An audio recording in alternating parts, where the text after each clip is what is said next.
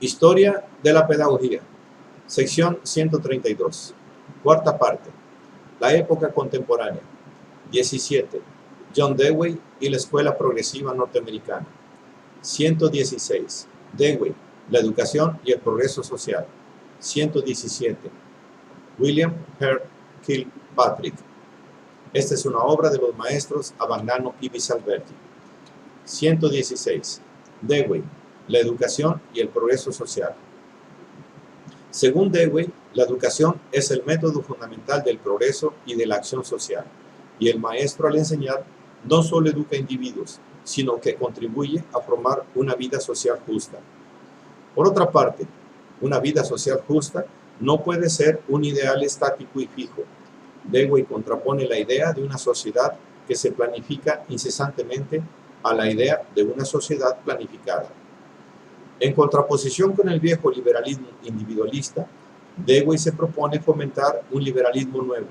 que no tema intervenciones incluso radicales en el campo económico y político, y que, al mismo tiempo, se esfuerce por dejar un máximo de iniciativa y autonomía al individuo y a sus libres y múltiples formas de asociación. Como quiera que sea, es necesario ampliar y perfeccionar el control social sobre las estructuras económicas y políticas. El problema más urgente y dramático del mundo contemporáneo es haber puesto en la mano del hombre las formidables armas y técnicas productivas creadas por el progreso científico alcanzado en varios campos, sin que se haya verificado en el ámbito de las ciencias humanas y sociales un progreso análogo merced al cual se puede aplicar una técnica oportuna o ingeniería social, capaz de sanar los conflictos, eliminar las injusticias y superar los prejuicios y las hostilidades de raza, religión, nación y clase social. Según Dewey, el único medio para evitar que el hombre sucumba al desequilibrio que se ha creado en ciertos campos y la estasis relativa que se registra en el dominio social y político consiste en llevar el método científico al campo de los problemas humanos. En efecto, el método científico no es moralmente indiferente y neutral. Al contrario, en cuanto a método científico propiamente dicho, diverso de las simples técnicas aplicativas que se aprenden ya hechas, es el método de la comunicación de la tolerancia, de la apertura mental, de la prontitud a reconocer el propio error.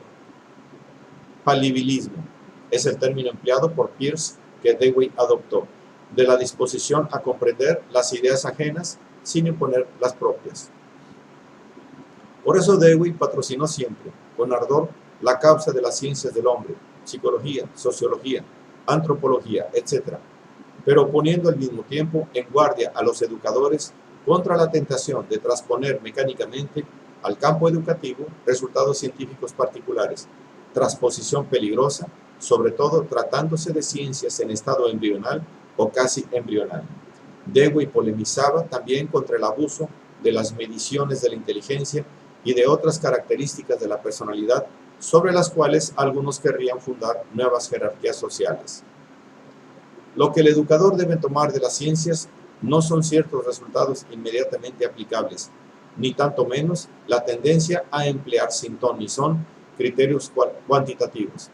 Lo que debe adoptar es esencialmente la actitud científica, entendida esta como una actitud abierta y comprensiva, limpia de prejuicios, dispuesta siempre a poner las ideas a prueba de la experiencia y a modificarlas solo de conformidad con la experiencia misma. La riqueza de significados que tiene en Dewey el término experiencia nos da la medida del empeño implícito en esa exigencia. 117. William Hare Kilpatrick. Durante una gran parte del siglo XIX, la educación en los Estados Unidos había repetido, con cierto retardo, la evolución de la pedagogía en Europa. Esto es, sucesivamente, las ideas pestalozzianas, los métodos de Froebel y de Herbart.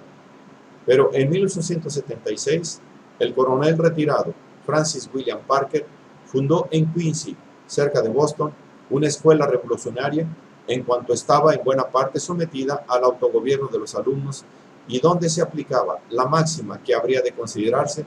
como representativa de la escuela de Dewey: Learning by doing, aprender haciendo. Posteriormente, Parker se trasladó a Chicago, donde fundó la escuela que aún lleva su nombre y estrechó una cordial amistad con Dewey.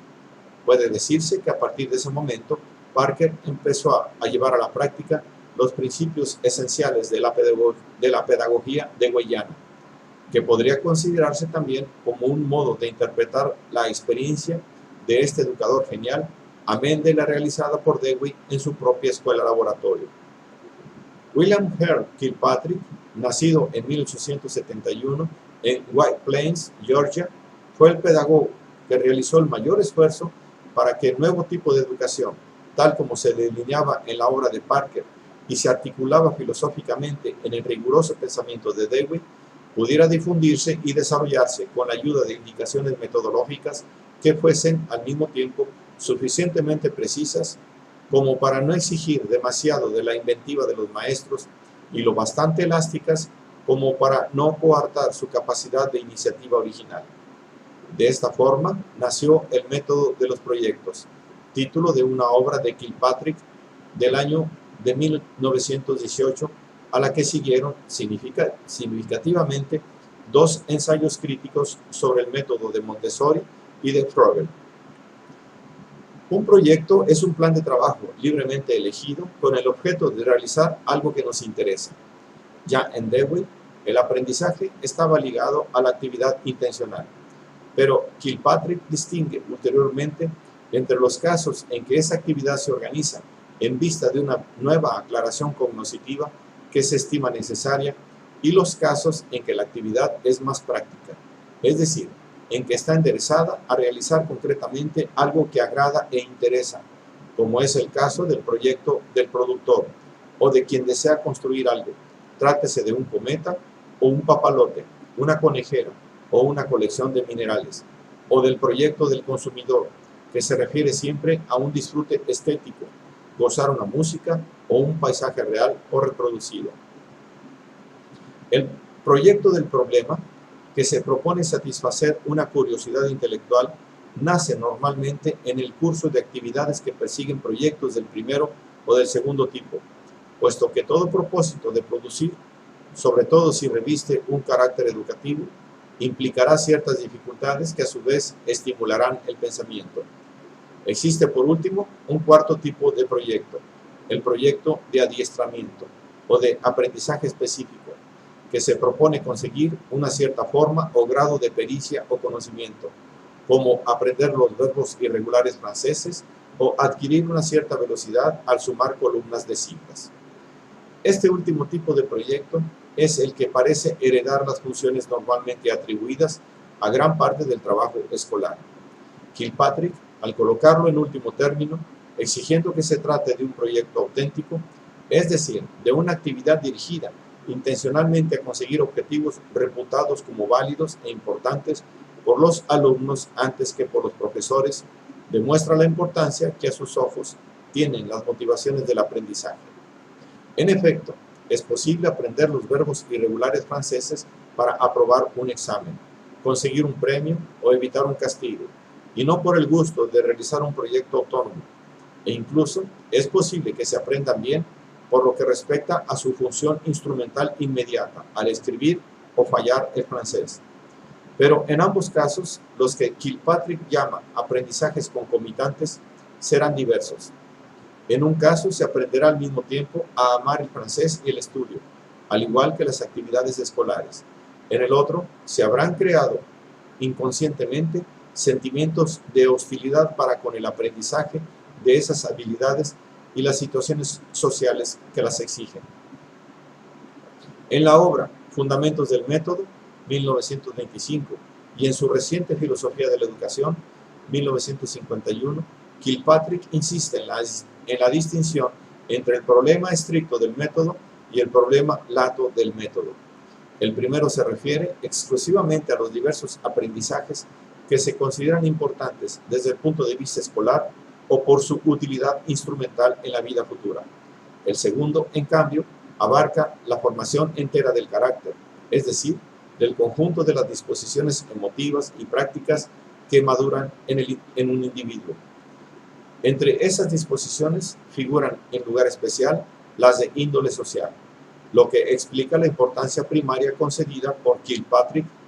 a los proyectos del productor, que son aquellos en que con mayor naturalidad resalta el aspecto cooperativo y social. Si Kilpatrick insiste en el aspecto social de la educación, lo hace en cumplimiento de la que para él es la exigencia principal de una educación para una civilización en camino. Tal es el título de un ensayo de 1926. Los aspectos positivos que se deben fomentar en la civilización de nuestra época son la creciente integración social acompañada, desgraciadamente no siempre, por un respeto activo de la personalidad humana y de su poder de iniciativa, por un libre ejercicio de la inteligencia y la libertad de discusión. La pedagogía de Kilpatrick, que al final no quiso emplear más la gastada expresión método de los proyectos, quiere ser esencialmente un modo para promover la convivencia democrática de los hombres, orientándola en sentido progresivo. Y educación progresiva se llamó en los Estados Unidos la educación caracterizada de esta forma. Y aunque el lozano desarrollo de la educación progresiva no siguió únicamente la huella de las ideas de Kilpatrick, fue este, sin embargo, quien expresó del modo más completo la necesidad de un nuevo humanismo social que en todo el mundo, pero sobre todo en los Estados Unidos, el esfuerzo de los educadores progresivos. Aprendemos lo que vivimos es el título de una conferencia reciente de Kilpatrick que expresa a la perfección la voluntad de superar todo lo que de utilitarismo e individualista en sentido vulgar pudiera contener el lema aprender haciendo, learning by doing, considerando en general como la bandera de los métodos activos. Es la cualidad de la experiencia vital realizada en la escuela, la plenitud de sugerencias morales y la riqueza de significado social implícitas en nuestra experiencia de alumnos lo que determina el sentido y el valor de nuestro aprendizaje, puesto que en cada caso de vida plena, el pensamiento, el sentimiento y la acción de una persona obran conjuntamente. El proceso por el cual se añade un nuevo modo de comportarse al propio carácter es exactamente el proceso que denominamos aprendizaje. Kilpatrick aboga, pues, por una integración completa de todos los factores educativos, intelectuales y emotivos, individuales y sociales, instrumentales y finalistas, pero es de reconocer que en el plano más concretamente didáctico, no obstante hacer concesiones a las divisiones tradicionales, por ejemplo, en el nivel post-elemental, admite que una parte del horario escolar se divida en materias, mientras la otra debería dedicarse a un programa de actividades, no logra resolver con su planteamiento el problema de la motivación personal efectiva de ciertos aprendizajes, sobre todo instrumentales. De ahí que se adviertan en Kilpatrick ciertas oscilaciones, pues mientras por una parte querría que la aritmética se aprendiese a medida que se presentara la ocasión, por la otra parece reconocer que tratándose de tales disciplinas fundamentales es lícito recurrir, si es necesario, incluso a la coerción, con objeto de que los alumnos las adquieran en grado suficiente. Estas son las dificultades que los pedagogos se han propuesto resolver introduciendo métodos de enseñanza individualizada para estas habilidades instrumentales fundamentales.